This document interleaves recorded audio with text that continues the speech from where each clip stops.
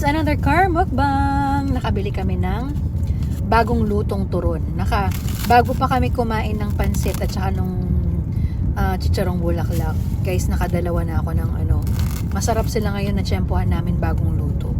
Ayan lumalabas yung kanyang langka. Kaya ikaw nakailan ka?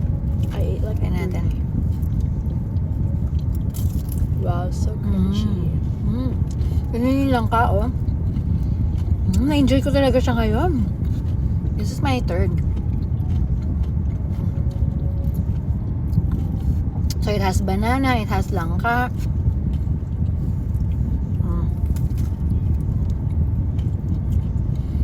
Langka,